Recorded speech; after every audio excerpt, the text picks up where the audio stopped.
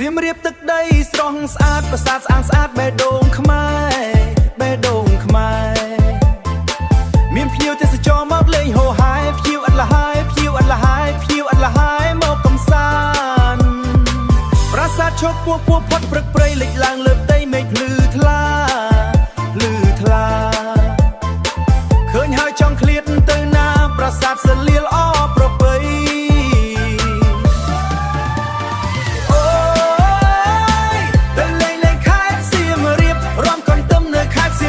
ចិត្តបេះដូងរំភើ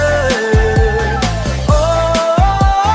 យទេសភាពអស្ចារ្យវិមកម្ដងហើយចង់មកម្ដងទៀតទៅមើលប្រាសាទអង្គរវត្តអស្ចារ្យពិត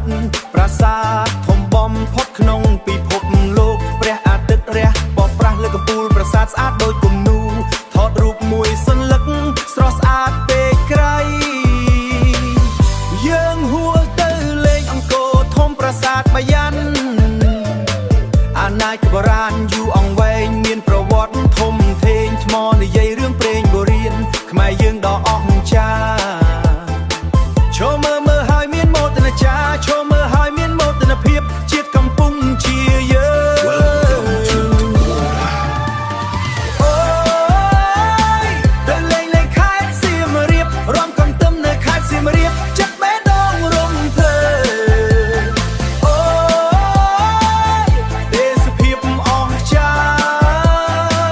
យវិមកម្ដងហើយចង់មកម្ដងទៀតទៅដល់តាព្រំដើមឈើធំព័ទ្ធជុំវិញព្រៃឈើដុះអប់និងប្រាសាទមើលទៅស្រស់ស្អាតអស្ចារ្យណាស់ដូចក្នុងរឿងផ្សងព្រេងអាចកំបាំងពេញចិត្តដើរលេងជាមួយមិត្តភក្តិសើចសប្បាយភ្លេចអស់កង្វល់